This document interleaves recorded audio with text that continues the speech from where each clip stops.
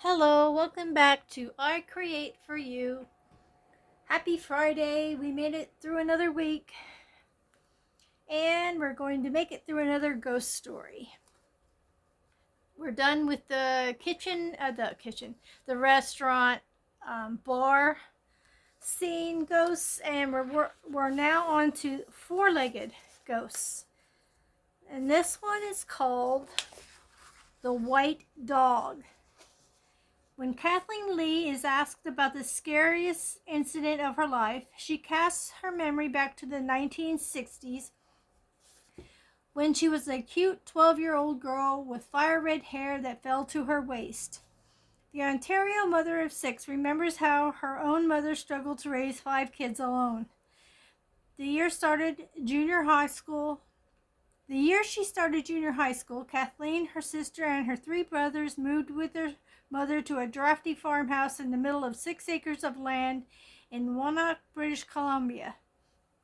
It was a rental house, said Kathleen. It once belonged to a Japanese family, and they lost it when they were sent to an internment camp during the war. The kids found old-fashioned Japanese newspapers in the attic. Kathleen felt sad for the family she knew had once loved the home. The long driveway that led to the secluded 2-story house was lined with Japanese cherry and plum trees, and the overgrown land still harbored beautiful oriental shrubbery, long ago planted by loving hands. Sometimes Kathleen and her siblings were a little spooked on the isolated property, especially when the kids at school whispered about the nearby Institute for the Criminally Insane. It scared us, she admitted. We worried someone would escape. One dreary February afternoon, the family was surprised to find a visitor at their door. It was a beautiful white dog, said Kathleen. He was so beautiful that even my mother was impressed, and she is not a dog person. The husky-like dog had a thick, fluffy coat. Her fur was pure white. Oddly so, most white dogs, Kathleen points out, have a little yellow or beige tones mixed into their fur, but the Carnegie's visitor had startling snow-white fur. The dog watched the children with inquisitive, friendly eyes. My brother tried to touch her, but she backed away, said Kathleen. The curious canine seemed to want to join the family, yet she shied away when anyone came near. The Carnegie kids put food and water out for the dog, hoping their mother would let them keep her. She had a collar with a tag hanging from it, but they could never get close enough to her to read it. Meanwhile, their dog, Scampy, a medium-sized mixed breed, stayed in the backyard. This was a little peculiar, as Scampy normally raced around the house, his tail wagging, eager to greet visitors, dogs and people alike. That night, Kathleen watched television until she fell asleep on the living room sofa. It was 2 a.m. when she woke with a start to an odd mixture of noises. The static of the TV was drowned out by the keening howl of Scampy. Kathleen sat up quickly. I thought something was wrong with Scampy, she said. Then she realized that the white dog still on the front porch was also making noise.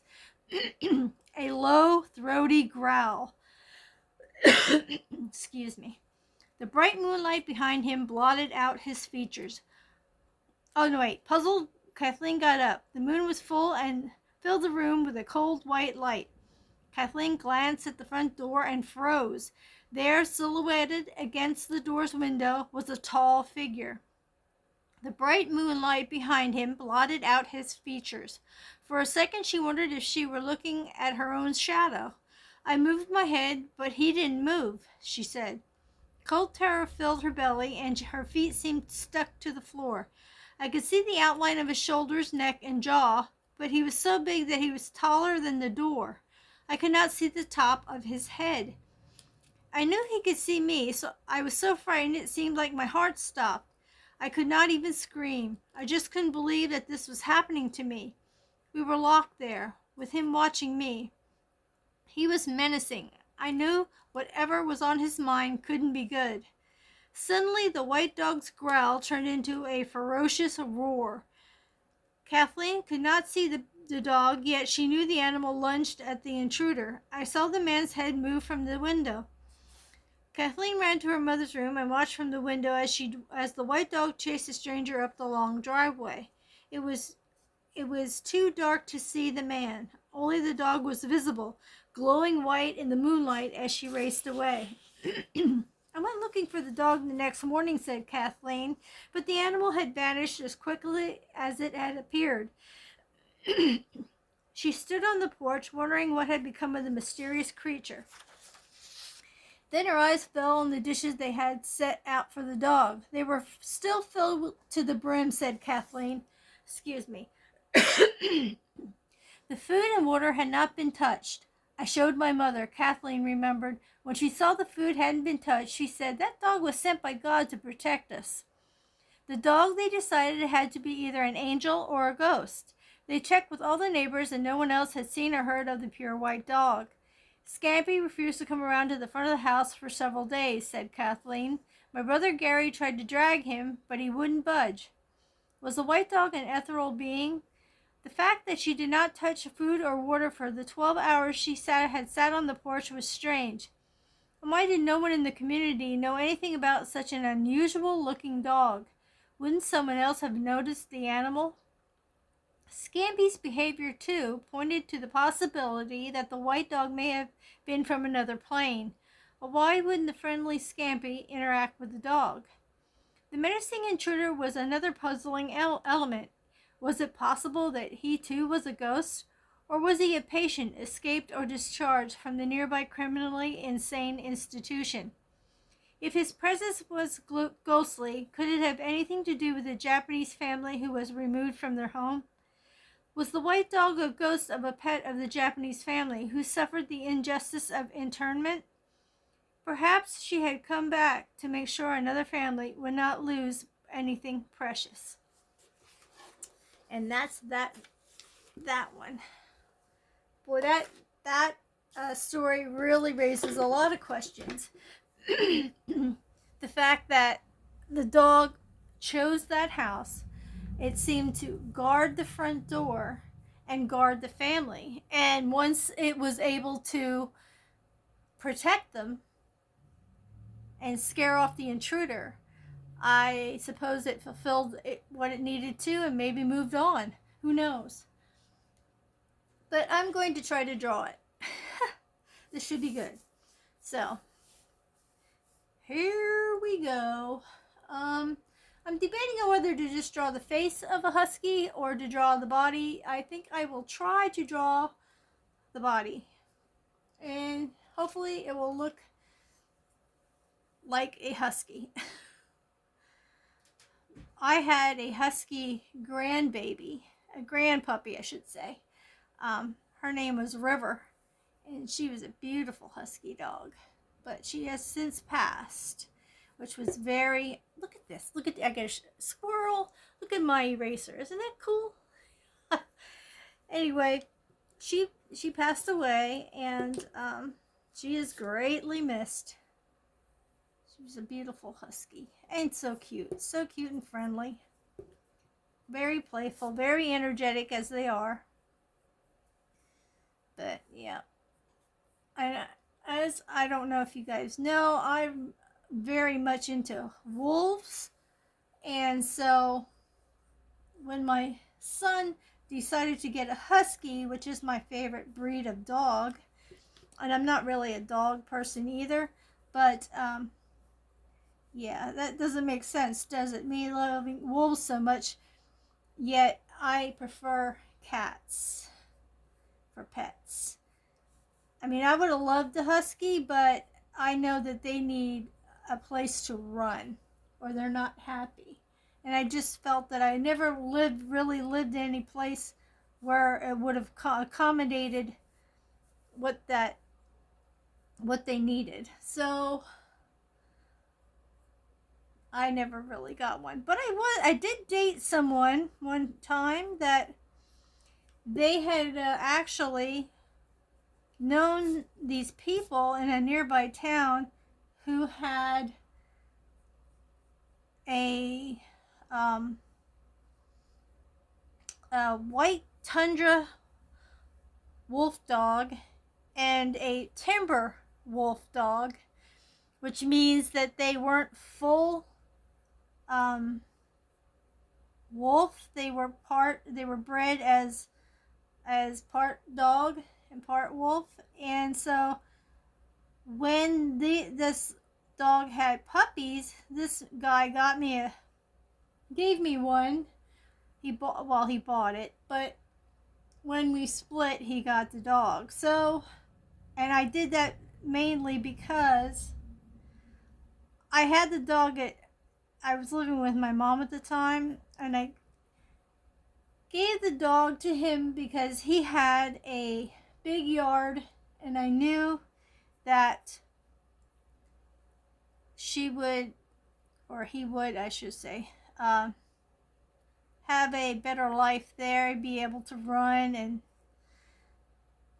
the only bad part was I wasn't able to see it anymore. And it was a cute dog. I named it Tundra because of the mom being a part Tundra wolf. So I named it, and it was like a brown, like a, not a cinnamon color, more a tan beige color, and it had a black stripe going down its back all the way to its tail. It was beautiful. It was a beautiful puppy. But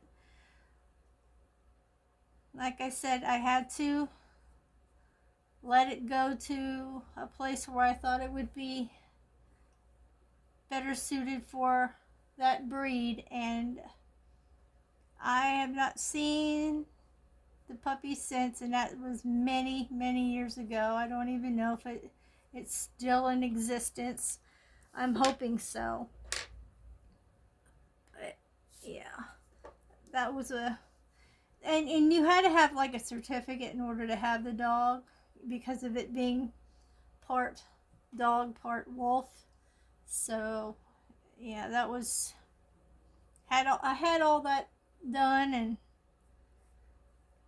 but like I said, I would have rather had the dog be happy in its environment than me just having it being selfish and just because I wanted to have a wolf dog. You know what I'm saying? It kind of, I just wanted it to be happier. So I gave up my dream dog for its happiness, which was a lot better than, me just dropping it off somewhere, where I hear nowadays that's what people do. They just like to drop off their pets. I just saw on Facebook where someone did that with their cat. They left the cat at this area. So then they called up a rescue, like a shelter, and actually they put the cat in a crate, and the cat was left in the crate. A bag of cat food was left behind behind the crate, yeah. And there was no food or water in the crate, but they decided that they were going to call a shelter to come get it. But they don't know how long the animal had been in that crate. And if it was just a person who spotted the cat being there. But that's just horrible. I mean, then they said I don't know what state this was in. I don't remember. But wherever it was, it must have been hot, because they were like, the people were from the shelter were like so ticked because it was so hot out, and the cat was left in there with no water, no nothing, just the cat, in a crate. And it was one of those plastic crates with some slits in it.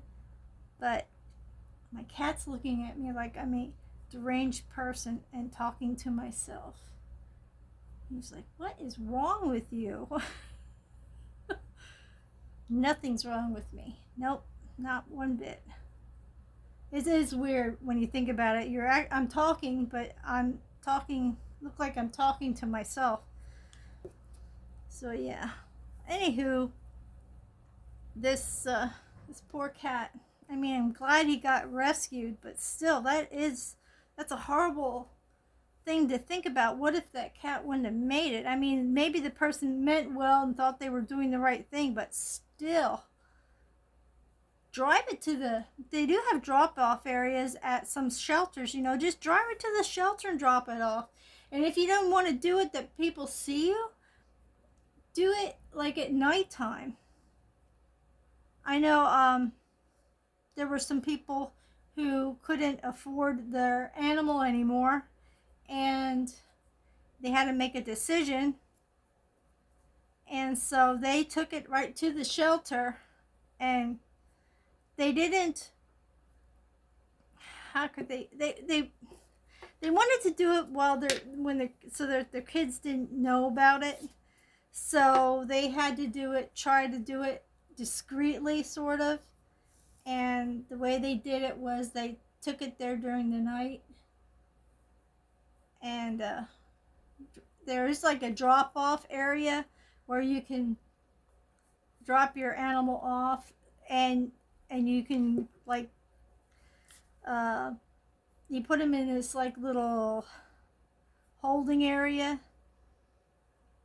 and you actually put the animal inside this area, which is part of the shelter. I gotta put a line here so I can see where I'm going here with this. Sorry about that. Talking and doing this at the same time is not working for me. Things aren't looking right. But anyway, there is a thing where you can, when you drop off your animal, it's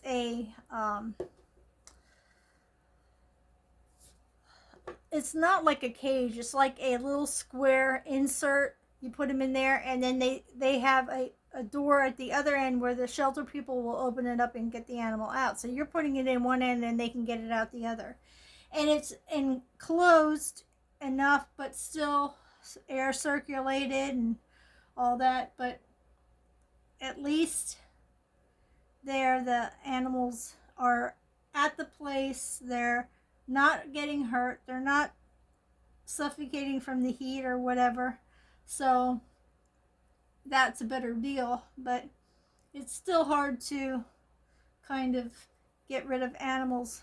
And I think most people get rid of their animals because, they have to move, or their financial situations don't allow for that little extra that you need to sustain having an animal. So yeah, everybody's situation is different, and as long as you drop it off and leave a note as to why they're being dropped off or whatever, it's sort of like where they have now, where if you have a baby and there's different areas where you can drop off.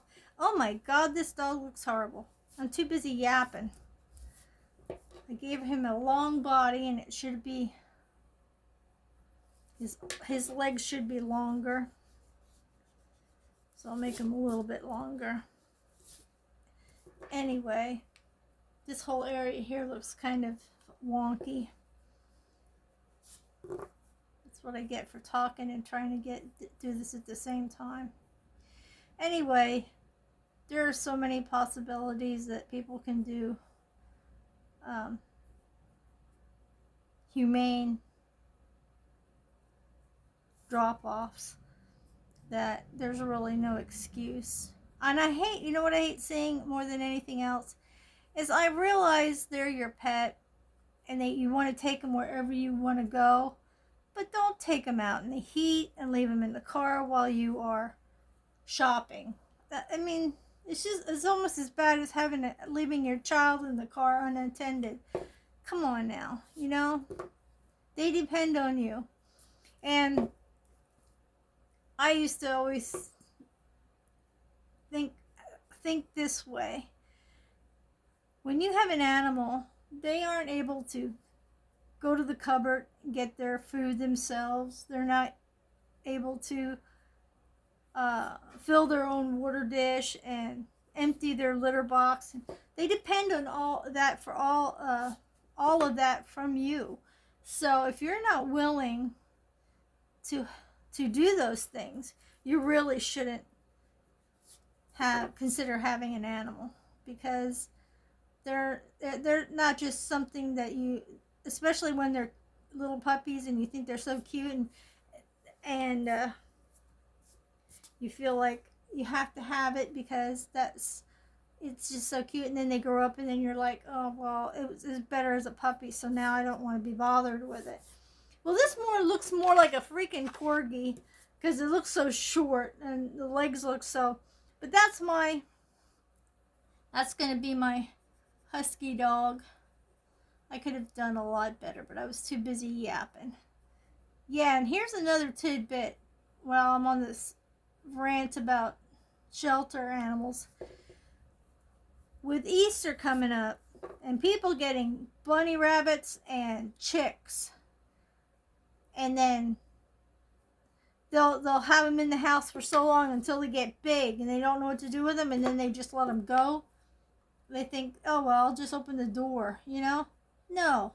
You've already domesticated that animal. Take it to a shelter or a farm. Ask a farm to take a chicken or a rabbit or something. But don't just think it's going to be able to fend for itself after you've taken it in. So there is my ghost puppy. I know the legs are a little short. Like I said, it looks like a corgi, but let me go back out so you can see the whole thing. Okay, well, thanks for listening to me rant, rave, whatever you want to call it, and for listening to the story. And we have a few more of the four-legged ones. I'm pretty sure there's other animals besides dogs and cats that are going to be featured. So stay tuned, because we have a few more of the four-legged friend ones.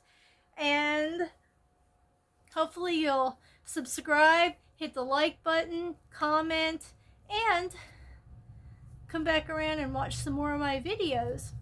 I also do shorts, which is called White on Black. You can check those out. Those are motivational, and they're encouraging and positivity, and it hopefully helps somebody.